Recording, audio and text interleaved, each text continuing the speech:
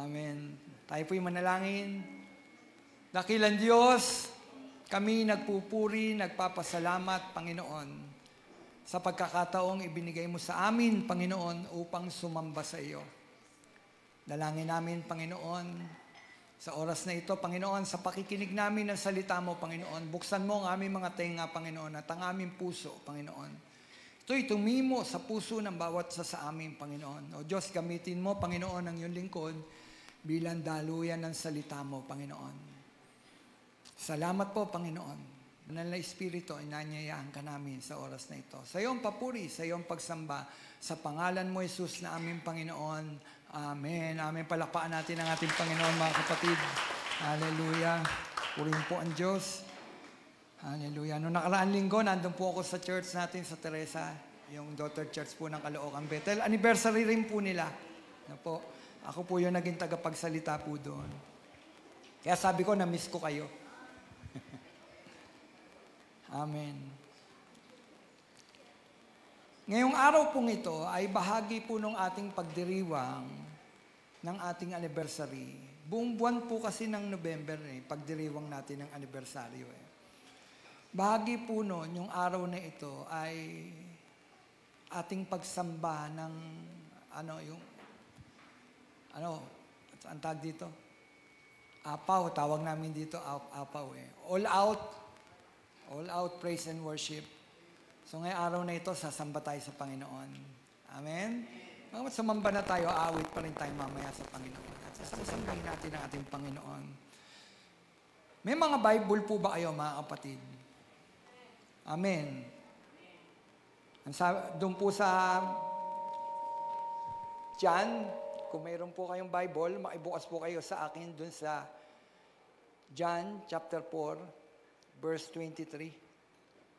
Ang sabi po diyan ay ganito, ngunit dumating na ang panahon, ngayon na nga, na ang tunay na sumasamba sa Ama ay sasamba sa Kanya sa Espiritu at katotohanan.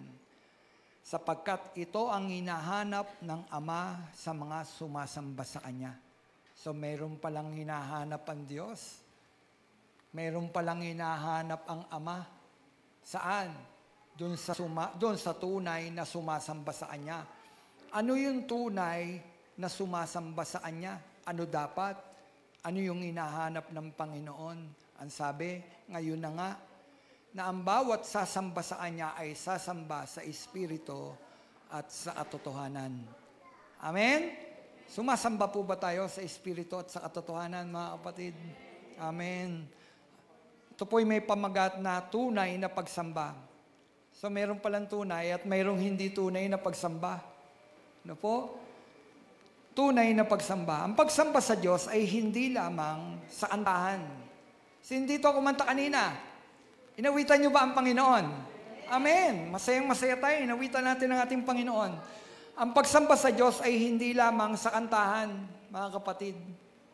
Hindi lamang sa tugtugan. Bagamat bahagi yon ng pagsamba natin sa ating Panginoon na tayo umaakapin, umutugtog sa ating Panginoon. No? Bahagi yon ng ating pagsamba.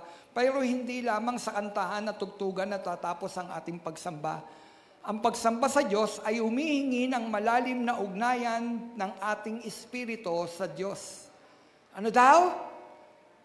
Ang pagsamba sa Diyos ay humihingi ng malalim na ugnayan ng ating espiritu sa Diyos.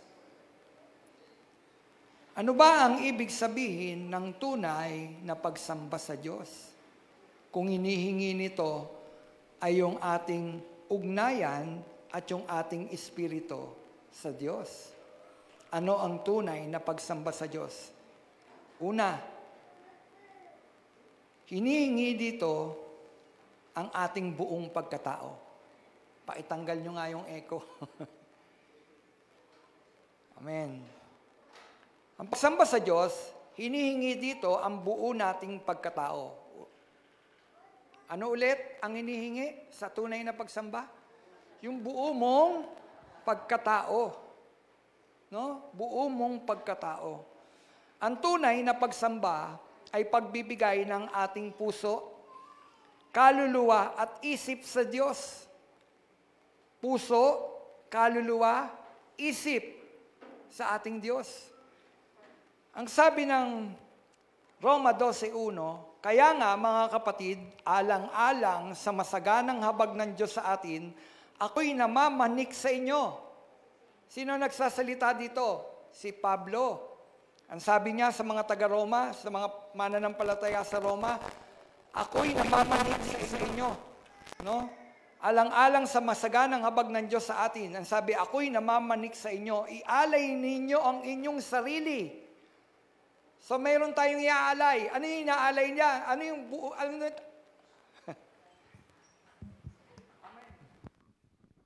Amen. Ano yung ialay natin sa Diyos? Ayun, sabi ko na meron akong hinahanap eh. Hindi ko pala mic yun. No? Ang sabi, ialay ninyo ang inyong sarili bilang handog na buhay, banal, kalugod-lugod sa Kanya. Ito ang karapat-dapat na pagsamban ninyo sa Diyos. Ano ang sabi? Iaalay natin ang ating sarili, buhay. Buhay, mga kapatid, yung buhay tayong iaalay natin sa ating Panginoon. Noon, ang paghahandog sa Panginoon, kailangan magdala ng mga toro, ng baka, ng mga bato-bato, at papatayin nila yon. At hindi na yon ang hanap ng Diyos. Bakit? Ginawa na ng ating Panginoon. Siya na ang nag-alay ng kanyang buhay. Namatay na siya. Lamb of God. Siya na. Inalay ng ating Panginoon yung kanyang sarili. Hindi na tayo nagpapatay ng toro. Hindi na kailangan yung bagay na yun. Yun ay mga ritual na pagsamba noon. Na yun yung inihingi ng pagsamba noon sa mga Israelita. Pero nang dumating ang ating Panginoon, tinapos ng Panginoon yun. Tinapos lahat ng Panginoon. At ngayon, humihingi ang Diyos ng isang tunay na pagsamba.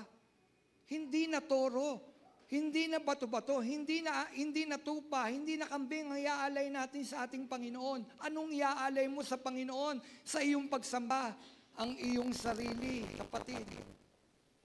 Ang ating mga buhay, ang ating buong pagkatao, iaalay natin sa ating Panginoon at yun ang tunay na pagsamba. Pag-aalay ng ating sarili sa Diyos. Sabi, buhay, banal, at kalugod-lugod sa Kanya.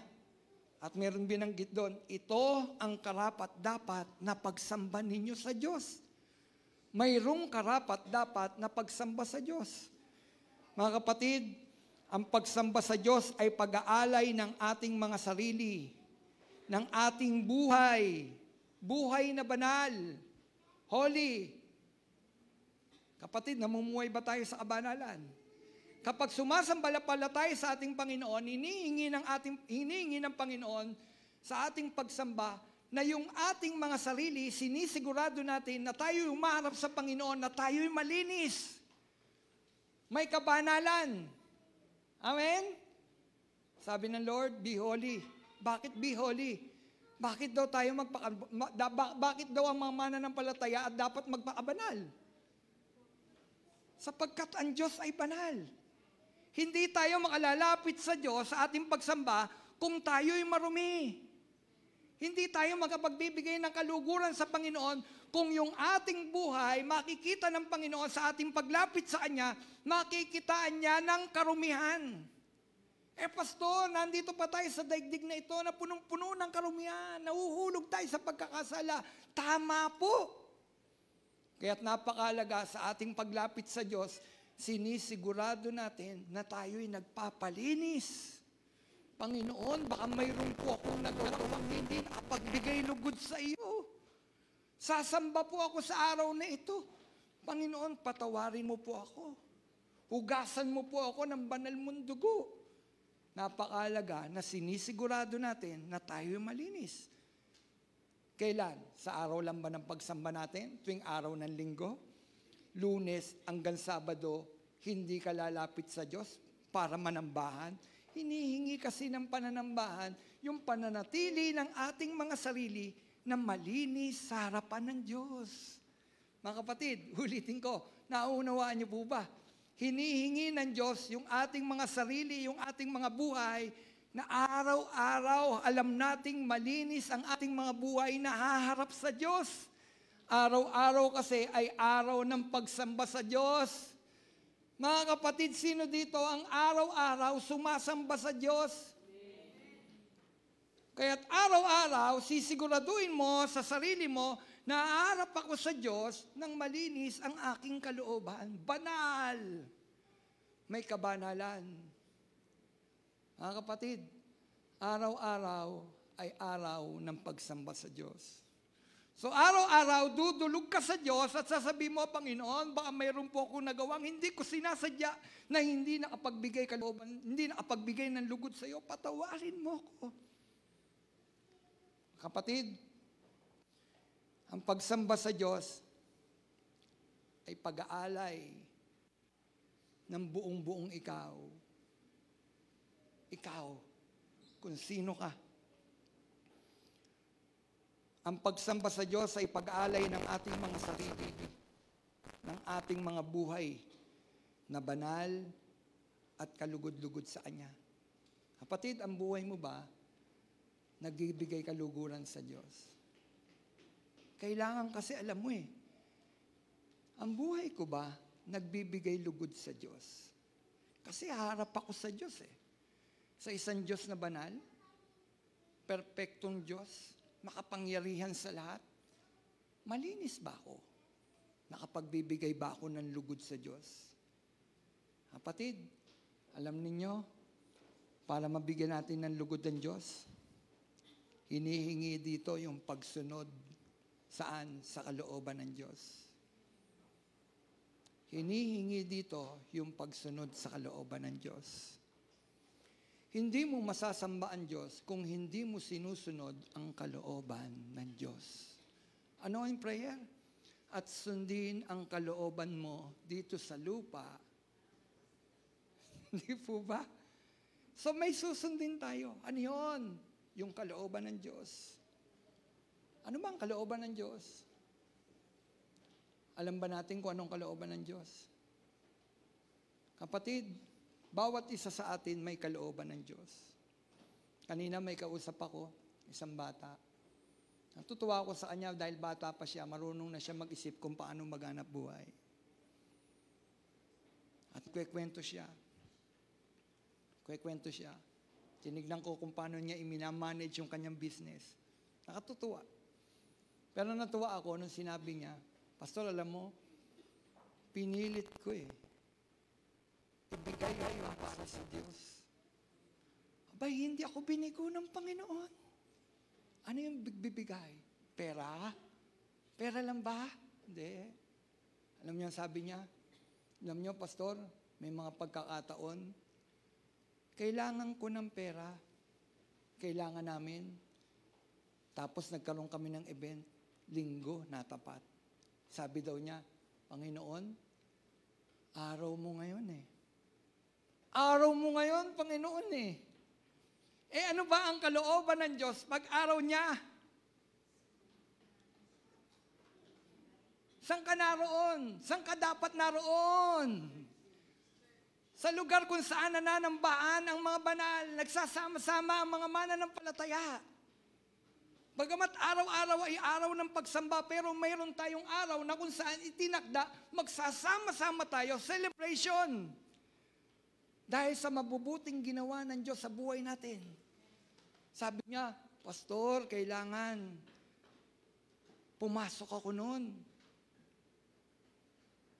Una, kailangan namin financially. Kaya lang, Pastor, alam kalooban ng Diyos dapat nasa simbahan ako. Alam ninyo, kahit nangangailangan siya, pumunta siya sa bahay-sambahan ng Panginoon. Ano ang patotoo niya? At ang Panginoon hindi natin masusukat Yung kanyang kabutihan. Ang sabi niya, dumating yung susunod na araw, buong linggo na yon, may event sila. Hallelujah! Yun ang Diyos. Yung iniaalay mo sa Kanya, tutumbasan niya ng higit. Sinakripisyo mo ito, ngayon bibigyan kita ng higit. Yun ang Diyos. Kaya mga kapatid, sisiguraduhin natin, alam mo kung ano ang kalooban ng Diyos sa araw-araw. Lord, ano ba ang kalooban mo sa araw na ito? Amen. Amen. Mga kapatid, at yun ay pagsamba sa Diyos. Pagsamba sa Diyos. Pastor, tinuruan rin ako ng Panginoon, ibigay ko yung dapat para sa Kanya. Kumita ako, binigay ko yung para sa Kanya. Walang-wala na nga daw nun. Binigay niya lahat. Tama? Tama ba? Binigay niya lahat. At inigitan niyo ng Diyos. Di ba ang babae? Yung babaeng balo, na walang-wala, na pumunta sa templo, at maraming naroon nagbibigay ng malalaking halaga. Binibigay nila yung malalaking halaga. Tapos may lumapit na babaeng balo, binigay niya yung 3 kusing. Ting! Sabi ng Panginoon, sino sa kanila ang kinalugdan? Yung pong babaeng balo. Tama! Bakit? Kasi binigay niya yung lahat-lahat sa Kanya. Kapatid, ang pagbibigay sa Diyos, hindi sa halaga. Kung paano yung puso mo, ibinibigay mo kahit lahat ng may kagalakan dahil part yun ng pagsamba mo sa Panginoon. Dahil alam mo, kalooban ng Diyos, ibigay mo ang bagay na ito. Sinaway ba siya ng Panginoon? Wag mo muna ibigay yan. Mas kailangan mo yan, Nay. Mas kailangan mo yan. Di, pinabayaan ng Panginoon na ibigay. Nino, ng matandang balo. Yung lahat ng nasa kanya, yung 3 kusing. Sa tingin nyo, ang sabi, sino sa kanila ang kinalugdan ng Diyos? Kinalugdan daw eh. So pag kinalugdan ka ng Diyos, ano ang gagawin ng Diyos sa mga taong kinalulugdan niya? Pagpapalain niya. Amen? Alam nyo, ang pagbibigay sa church, ang pagbibigay, dapat naglulumundag yung puso mo, na nagbibigay ka sa Panginoon. Kailangan ba ng Diyos to? Hindi. Part ito ng pagsunod mo sa Panginoon. Tinuturuan lang tayo ng Panginoon sa lahat ng aspeto ng ating buhay, dapat marunong tayong sumunod sa ating Panginoon. Amen? Panginoon, lahat ibialay. Lahat nga iaalay mo daw eh. Panginoon, nalay ko sa iyo lahat. Wag lang ang bulsa ko. Mahirap kasing magbigay. Sabi ko sa kanya, sa kausap ko, alam mo, sa bawat gagawin mo, itanong mo sa Diyos kung yan ay magbibigay lugod sa Diyos. At kapag alam mo, yan ay magbibigay lugod sa iyo, pagpapalain ka ng Diyos. Sabi ko sa kanya, huwag mong aalisin ng Diyos sa buhay mo. Sa lahat ng aspeto ng buhay mo, huwag mong aalisin ng Diyos. Sa love life mo, huwag mong aalisin ng Diyos. Sabi ko sa kanya, Pastor, wala pa naman. Wala pa naman. Huwag mong aalisin ng Diyos. Itatanong mo pa rin sa Diyos. Tatanong mo. Kasi yun ang kapagbibigay lugod sa Diyos. Kasi gusto mo masunod yung kalooban ng Diyos. Ito ba, Panginoon, kalugod-lugod sa iyo? Ito ba yung kalooban mo para sa akin? Sabi ko sa kanya, huwag mong aalisin ng Diyos. At yun ay part ng pagsamba natin sa Diyos. Yung alam mo na yung ginagawa mo nakapagbibigay lugod sa Kanya. At kapag nakapagbibigay lugod yan sa Diyos, kapatid, namumuhay ka sa kabanalan. Amen? Kasi alam mo, yung ginagawa mo nakapagbibigay lugod sa Diyos. So kung nakapagbibigay lugod sa Diyos, araw-araw yung ating mga ginagawa, yung pala ay part ng pagsamba natin sa Panginoon, di araw-araw na-worship mo si Lord. Di po ba? Kasi araw-araw, alam mo yung kanyang kalooban at araw-araw sinusunod mo kung ano yung kalooban ng Diyos. Kaya't napakalaga. Sa bawat araw, ano nangyayari? Nakaluhod ang yung mga tuhod. O nakaupo ka. No, umiiyak, sumasamba na nanalangin sa Panginoon at dinaalam mo anong direksyon ng Panginoon sa akin. Sa araw na ito, Lord, saan gagawin ko sa araw na ito? Gusto mo bang i-share kita sa aking kaibigan? Mag-share po ako. Bigyan mo ako ng direksyon, Panginoon. Dapat alam natin kung ano yung direksyon ng Panginoon sa buhay ng bawat isa sa atin. Hinihingi ng tunay na pagsamba yung buo mong pagkatao.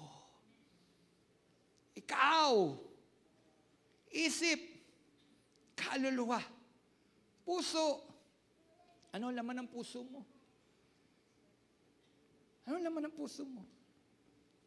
Sino? Sino ang number 1 sa puso mo? Alam nyo ba, lumalabas sa ating pagkatao kung sino ang una sa puso mo. Kung ang Panginoon ang una sa puso mo, lagi siyang una. Lagi siyang priority.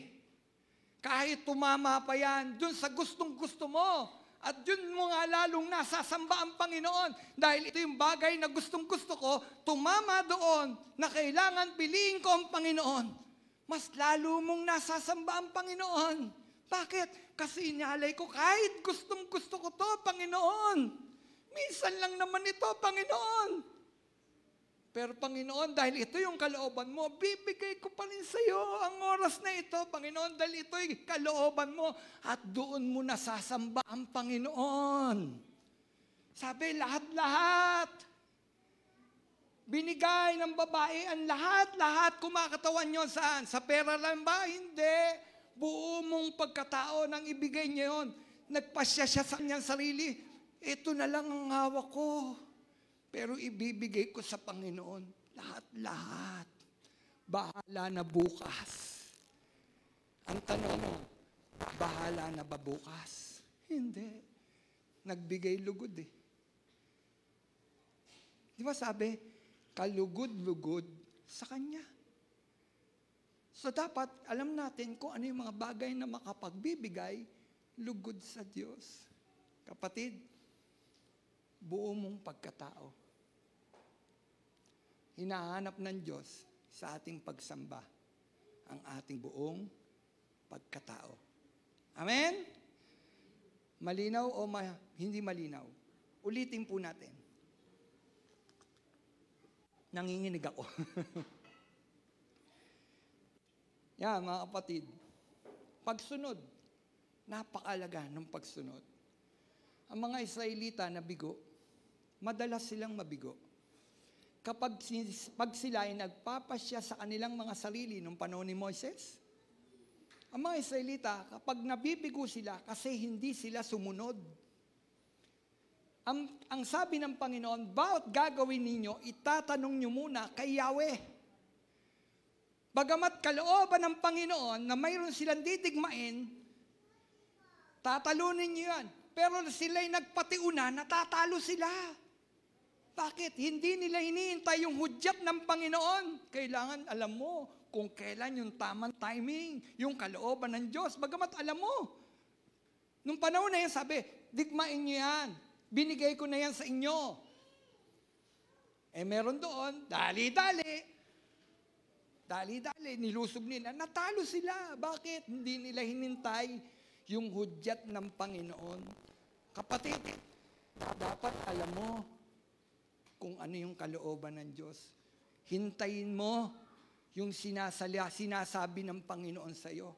At yon ay pagsamba sa Diyos kapag sinunod mo kung ano yung sinasabi ng Diyos sa iyo.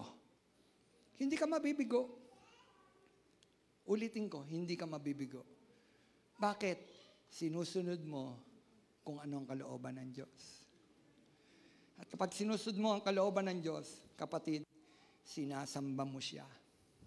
Pangalawa, ang pagsamba sa Diyos ay ang ibigin siya. Ano daw? Ibigin siya. Matthew 22:37, sumagot si Jesus, ibigin mo ang Panginoon mong Diyos ng buong puso, ng buong kaluluwa at ng buong mong pag-iisip. Kaugnay, di ba? Pag sumamba ka sa Diyos, buong pagkatao. Pagsamba sa Diyos, ibigin siya. Alam nyo, hindi nyo naman maibibigay yung buo mong pagkatao kung hindi mo iniibig ang Diyos. Tama po ba? Hindi mo maibibigay yung buo mong pagkatao kung hindi ka umiibig sa Diyos. Kaya mo na ibibigay ang bagay na ito kasi umiibig ka sa Diyos. Kaya't kahit pa yung lahat-lahat sa iyo maibibigay mo, yun lamang pong umiibig sa Diyos ang makapagbibigay ng lahat-lahat sa Kanya. Naintindihan niyo po ako? Ang sabi yung mga pumunta sa templo, yung mga nagbigay ng malalaki, ang sabi, mga labis lang ka sa kanila yon, sobra lang sa kanila yon. Pero itong matandang balong ito, kaya niya naibigay yung lahat-lahat sa kanya niya kasi iniibig niya ng lubos ang Panginoon. Mga kapatid, iniibig niya ng lubos ang Panginoon. Ang pagsamba sa Diyos ay pag-ibig sa Diyos. Iniibig mo siya. Ang tanong, iniibig mo ba ang Diyos? Iniibig ba natin ang Diyos? Sabi ni Jesus, ibigin mo ang Panginoon mong Diyos. Alam niyo, ang daigdig na ito, ang daming kinikilalang Diyos. Ang daming kinikilalang Diyos. Ang daming nilalapitan. Tao, nilalapitan, sinasamba. Nung nakaraang bagyo, sino sinamba? Patawarin niyo ako, ha? Sino pinasalamatan? Oh, si Sierra Madre. Kaya totoo ang salita eh. At sinamba nila ang nilikha, imbis na yung lumikha. Nilikha ng Diyos yun eh.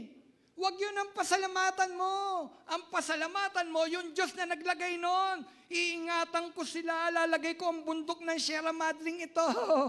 Yung lumikha, hindi nakita yung lumikha. Kapatid, yung lumikha. Siya ang papasalamatan mo. Amen? Yan, mga kapatid. Ang sabi, ibigin mo ang Panginoon mong Diyos ng buo mong puso. Sino ang laman ng puso mo ngayon? Pumunta ka ba dito, mga kapatid, na ang laman ng puso mo ay ang Diyos? Ay kaya ako pupunta sa church kasi sasasayin ko siya. Na-excite ka. Sino kagabi pa lang, alam na niya kung ano isusuot niya. Plinansya na niya. Amen? Sino kagabi pa lamang, hinihahanda na niya yung kanyang puso at kalooban. Sino na-excite? Sino na-excite pumunta sa church? May na-excite pa bang pumunta sa church? O nagiging pabigat na? Ritual na lang. Hindi, huwag mo gawin ritual ang pagpunta sa church. Ang pagpunta sa church ay pagpunta kung saan, alam mo, doon sinasamba ang Panginoon. Makakasama ko na naman si brother, si sister. Sama-sama kami sasamba sa Panginoon. Na-excite tayo. At na-excite tayo lalo sa presence ng Panginoon. Sino na-excite lagi sa presence ng Panginoon? Di ba ang nagmamahal, gusto niya yung presensya nung kanyang minamahal? Aba, mahirap yung long distance relationship. Amen? Kailangan mo ng presensya. Kailangan nakakausap mo siya, nakakatabi mo siya. Ang tanong, yung ating bang relationship kay Jesus sa ating Panginoon ay long distance? Long distance ba? Nangangailangan ba tayo ng telepono? Magbi-video call kay Lord? Hindi. Sabi niya, 2 o 3 nagkatipon sa kanyang pangalan, naroon ako. Naroon ako. Andun ang Panginoon. Andito ang Panginoon. Sa inyong pananalangin, pag nag-iisa ka, naroon ang Diyos. Kasama mo ang Diyos. Pinadara ng Panginoon sa iyo yung napakalaki niyang pag-ibig. Kasi nga, mahal ka ng Panginoon eh. Ang Diyos nagmamahal. Ang tanong, mahal mo ba ang Diyos? Ang pagsamba sa Diyos, pagmamahal. At ang pagmamahal sa Diyos, tunay, hindi mo siya pagtataksilan. Faithful ka kay Lord. Mga kapatid, faithful ka kay Lord.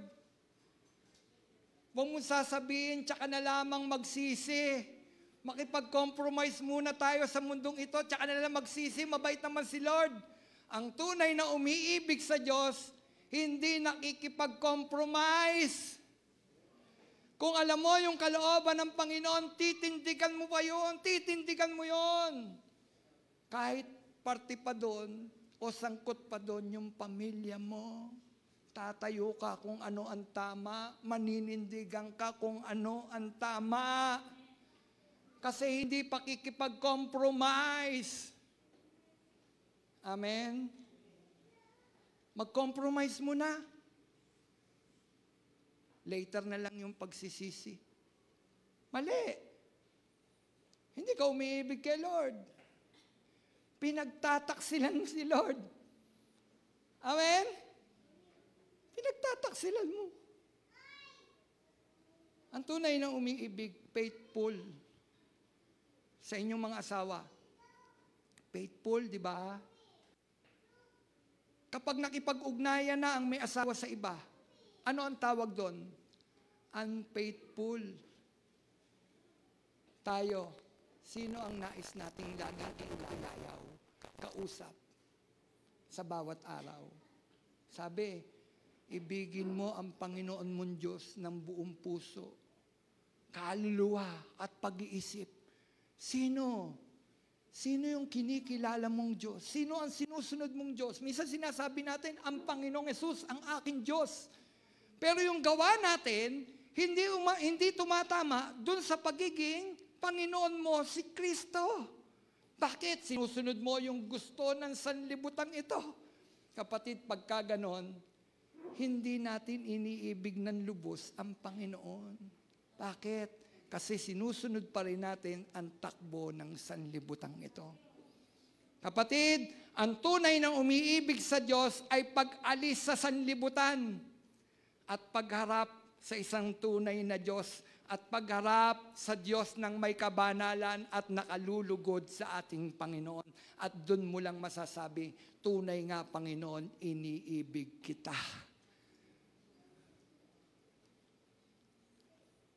Amen? Inibig ba natin ng Diyos? O ngayon, damahin mo. Ngayon, ulitin ko, damahin mo ang pag-ibig ng Diyos. Alisin nyo si isip nyo yung iba. Alisin nyo yung mga sinampay nyo, yung lulutuin nyo. Alisin nyo, bahala si Lord dyan. Ngayong araw na ito, i-focus mo yung sarili mo, yung isip mo sa Diyos. Iniibig mo siya eh. Di ba pag iniibig mo ang isang tao, gusto mo sinasariwa bawat sinasabi niya. Ninanamnam mo. Ganun din sa Diyos. Bawat salita, ninanamnam mo. Pumapasok. Nandito. Amen? Sino dito ang byuda?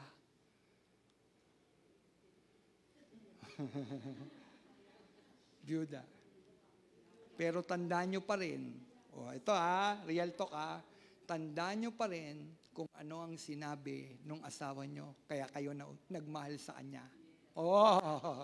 Di ba? Kahit nawala na siya, pero tanda ko pa rin kung ano ang sinabi ng asawa ko sa akin. Tama, nanay? Mga byuda. Tanda ko pa rin. Tanda mo pa rin. Ganon din sa Diyos. Laging nananariwa yung salita ng Diyos sa ating mga isipan. Laging ninanamnam yung pangako ng Panginoon kasi nagmamahal ka. Kapatid, mahal mo ba ang Diyos? Ang sabi, ibigin mo ang Diyos ng higit sa lahat. Ibigin mo siya ng higit sa mga hawak mo. Ibigin mo ang Diyos ng higit sa mga hawak mo. Sabi ni Lord kay Peter, Peter, love mo ba ako? Opo, Panginoon. Peter, love mo ba ako? Opo, Panginoon. Pangatlo, sinabi uli ng Panginoon, Peter, mahal mo ba ako nang higit sa mga ito? Sabi ni Lord, mahal mo ba ako nang higit sa mga ito? Alam niyo bakit sinabi ng Panginoon nang higit sa mga ito? Kasi nung panahon na yon, nagbalik si Pedro sa pangingisda, sa kanyang hanap buhay.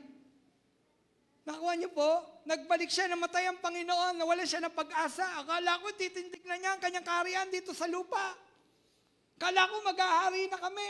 Kaya nga sabi ko, pwede ba doon ako sa kanan, yung isa sa kaliwa? Di po ba? Namatay ang Panginoon. Nabuhay na magmuli. Ang sabi ng Panginoon, iniibig mo ba ako nang higit sa mga ito? Ano yun? Kayamanan, hanap buhay. Iniibig mo ba ako? Kapatid, ang pag-ibig sa Diyos ay higit pa sa ating hanap buhay. Pastor, ibig sabihin magre-resign na kami? Hindi. Ang pag-ibig sa Diyos, uunahin mo siya. Uunahin mo siya. Kung meron kang tindahan, sara mo. Tinuturuan ko ba kayo para maging tamad? Hindi. Isara mo. Bahala ang Diyos. Maniwala kayo, bahala ang Diyos. Amen? Pastor, paano kung may araw ng linggo? Manindigan ka. Ipakita mo kung sino ka, kung ano ang priority mo, at makita mo, gagawa ang Diyos ng himala. Si Ate Nicole nga mo tawagin kitang Ate Nicole. Ganun naman kay Lord Ate nga, di ba? Si Ate Nicole nga ang sabi niya, na-promote. Di ba? Na-promote. At pagka-promote, sabi niya, ang tagal kong iniintay yun. Yung promotion na yun. Kapag ka-promote ka, syempre kasabay nun, yung salary mo tataas. Kaya lang kasabay nun, binigla siya sa isang balita, may pasok ka ng araw ng linggo. Pastor, may pasok po ng araw ng linggo. Chat agad ako, Nicole, pray. Alamin mo kung anong kalooban ng Panginoon. Pray. Tapos kinausap niya, yung kanyang amo, Sir, tama ba? Sir, alam mo naman kaya nga ako magre-resign noon Kita nyo? Ang tapang, di ba? Yan ang mga mananampalataya, matapang, maninindigan. Kung sabihin sa kanya, kapopromote mo lang, tanggalin kita sa hanap buhay mo. Sir, kaya nga po ako magre-resign noon Kasi merong araw ng linggo ganun ba? O sige, wala nang pasok tuwing Sabado at Linggo. May dagdag pa. Di ba? Yun si Lord. Yun si Lord. Ipararanas sa iyo yun, makikita mo. Manindigan ka, ibigin mo na lubos ang Panginoon at iibigin ka rin ng Diyos. Amen? Ano yung laro ng bata? Mahal niya ako at mahal ko rin siya. Yun ang Diyos. Mahal mo ako, mamahalin rin kita. Tama po ba? Mahal niyo na ang Panginoon. Huwag niyo siya ipagpapalit. Huwag niyo siyang ipagpapalit. Huwag nating ipagpalit ang Panginoon kahit sa mga kayamanan. Ano sabi ng Bible? Aanuhin ng tao, makamit man niya ang lahat ng yaman sa mundo kung ang kanya namang kaluluwa ay pupunta sa apoy ng impyerno. Ibig sabihin nun, masiyahan tayo kung ano yung binibigay ng Diyos sa atin. Alam nyo, parang ganito lang rin yun, sapat na, mahal mo ako, Panginoon. Di ba? Pag alam mo, mahal ka ng Panginoon, hindi ka pagkukulangin ng Panginoon. Hallelujah! Natuwa si Pastor Jun, nabanggit niya, pinagmamalaki niya kay Pastor Kiko. Sinabi niya, alam niyo, sabi niya, gusto ko yung motto nila Pastor Romel. Sabi ni Pastor Kiko, kinikwento kay Brother Arlan, tama ba Brother Arlan? Sawayin mo ko kung di totoo yung kinikwento ko. Sabi daw, gusto ko yung motto ng Valenzuela, walang Kristiyanong magugutom. Alam niyo bakit?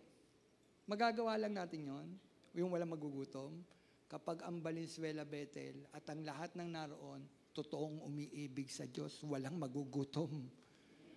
Amen, walang magugutom. Bakit? Kasi yung pangangailangan ng isa, concern mo rin.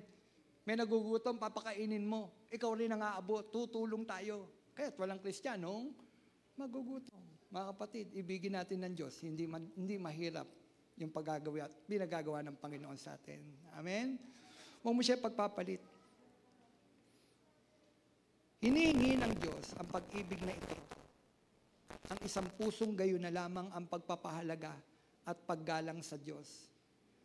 Pag iniibig mo ang Diyos, pagpapahalaga at paggalang sa Diyos. Ano pa? Tunay ngang hahanapin natin na makipag-ugnayan sa Diyos. Yun yung tunay na pag-ibig. Pinahalagaan mo, ginagalang mo ang Diyos. Ano pa? Tunay ngang hinahanap natin ang pakikipag-ugnayan sa Diyos. Kulang ang araw kapag hindi mo nakakausap ang Panginoon. Kulang ang araw kapag hindi mo binabasa ang salita ng Panginoon. Sino dito? Kulang ang araw pag hindi niya nababasa ang salita ng Panginoon. Kasi ang tunay daw na nagmamahal kayo na lamang ang pagsisikap niya. Na yung alamin, yung alamin yung kalooban ng Panginoon at yung pakikipag-ugnayan mo sa Diyos, pakikipag-usap. Kapatid, ang tunay na nagmamahal sa Diyos, nakikipag-usap. Ang hirap naman nung mahal mo tapos hindi mo kinakausap yung mahal mo. Meron bang ganon? Mahal mo tapos hindi mo siya kinakausap? Hindi Ang tunay na nagmamahal, sinabi ko na yon, showy. Ano ang tunay na nagmamahal? Showy. Si Lord showy. Hanggang sa krus, pinakita niya yung kanyang pagmamahal. Pastor, hindi po ako showy. Wow! Kapag true yung love mo, showy ka, ipakikita mo ito, hindi mo ikahiya.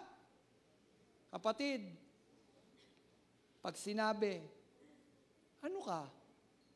Anong religion mo? Anong religion mo? Anong religion mo? Hindi naman tayo nagpalit ng religion. Wala man sa religion. Anong religion ka? Proud ka ba na sinasabi mo, ako ay isang Kristiyano. Ako'y nananampalataya kay Kristo. Proud ka ba na kinikilala mo si Jesus bilang Diyos? Kasi sa mundong ito, mayroong mga hindi kumikilala kay Kristo bilang Diyos. Ikaw, proud ka? Pinagmamalaki mo ba si Kristo na iyong iniibig ay Diyos? Amen? Kapatid, makipag-ugnayan, no?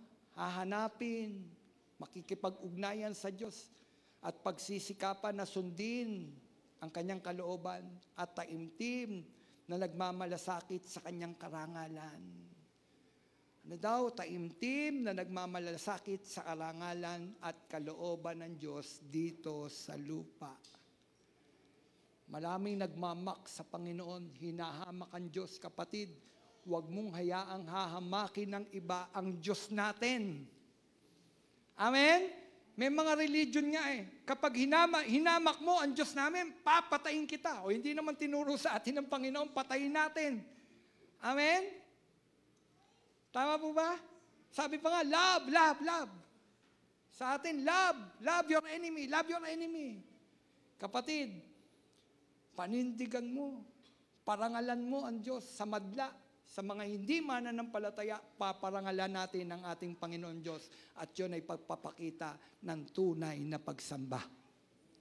Amen? Panghuli, tatayo na uli tayo at mag-worship. Sino dito gusto pa mag-worship kay Lord? Pero pwede kayong magpaalam, uuwi. Panghuli, pagsunod sa kalooban ng Diyos. Ang tunay na pagsamba ay pagsunod sa kalooban ng Diyos. Iniibig mo siya Tama? Dapat sumusunod ka sa kalooban ng Diyos. Ang pagsunod sa mga utos ng Diyos ay bahagi ng tunay na pagsamba. Ang pagsunod sa utos ng Diyos ay paraan ng pagsamba. Ang sabi nga ng John 14:21, ang tumatanggap sa mga utos at tumutupad nito ay siyang umiibig sa akin. Anong sabi? Ang tumatanggap sa mga utos ko at tumutupad nito ay siyang umiibig sa akin. Ang umiibig sa akin ay iibigin ng aking Ama. Gusto ba nating ibigin tayo ng Ama? Sabi ibigin natin ang anak. Ang umiibig sa akin, sabi ni Jesus, ay iibigin ng aking Ama. Iibigin ko rin siya. Pag minahal mo ang Panginoon, mamahalin ka ng Ama at mamahalin ka ni Jesus. Amen? At kasama doon yung pagsunod mo. Iibigin ko rin siya at ako'y lubusang magpapakilala sa Kanya. Sino dito gusto makilala niya na lubusan ng Panginoon? Sino naghahangad na gusto kita, Panginoong, makilala pa? Alam nyo, yung pagkakilala natin sa Panginoon, kulang pa yon.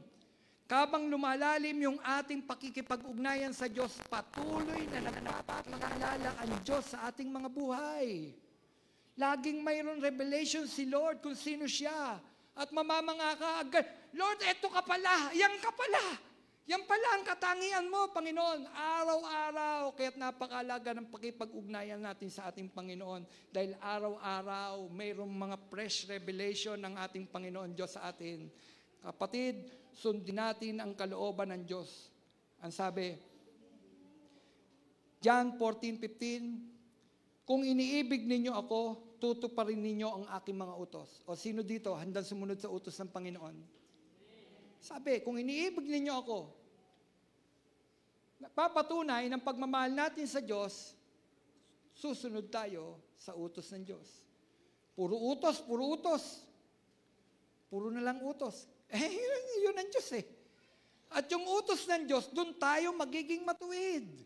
Kapag sinunod natin ang utos ng Panginoon. Amen? Kung iniibig ninyo ako, sabi ni Jesus, tutuparin ninyo ang aking mga utos. Ang sabi ng 1 John 5:3, dito tayo magtatapos. Sapagkat ang tunay na umiibig sa Diyos ay yaong tumutupad ng kanyang mga utos. At hindi naman mahirap sundin ang kanyang mga utos. Bakit napakahirap sundin ng iba ang utos ng Diyos?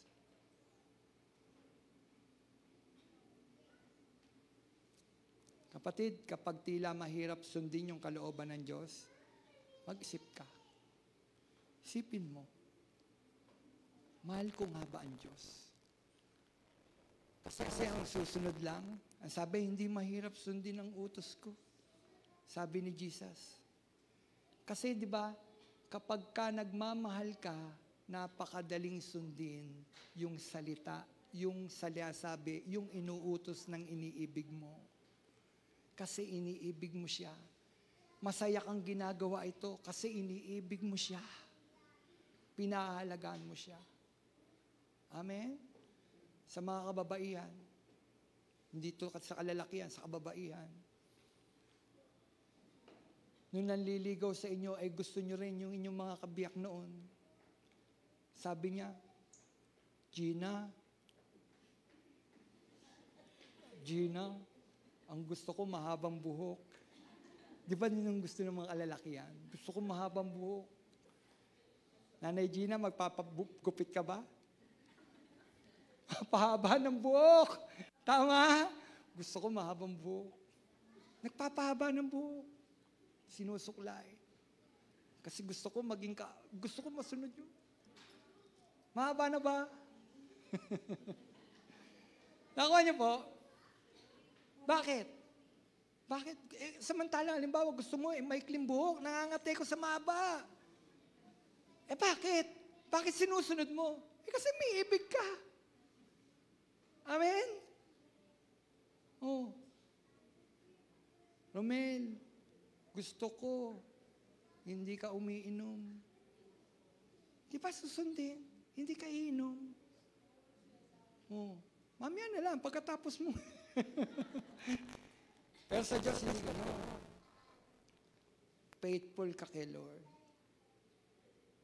Tapat mong iibigin ng Diyos sa bawat araw. May nakakita o wala. Hindi tayo nagpe-pretend. Hindi tayo nagpapanggap. Yun yung ibig ko sabihin. Hindi tayo nagpapanggap sa Diyos. Kapatid, ang pagsunod sa kalooban ng Diyos ay parte ng pagsamba sa Diyos. Alam mo na ba kung anong kalooban ng Diyos sa iyo? Ano yung sinabi ni Ate Jane dito? Noong nakaraan, ang bawat tahanan dapat buksan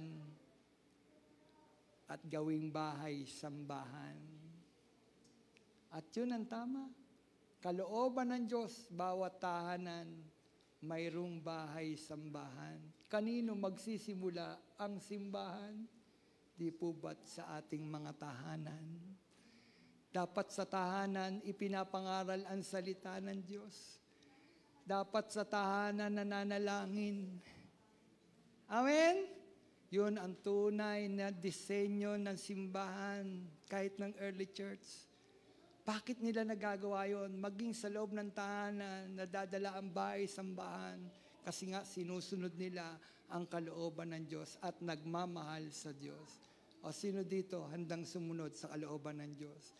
Kasi part yun ng pagsamba nila sa Diyos. Sambahin natin ang Diyos.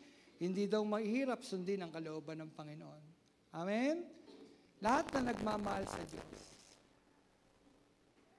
Ulitin ko ha. Lahat na nagmamahal sa Diyos at gustong sumamba sa Diyos, tumayo.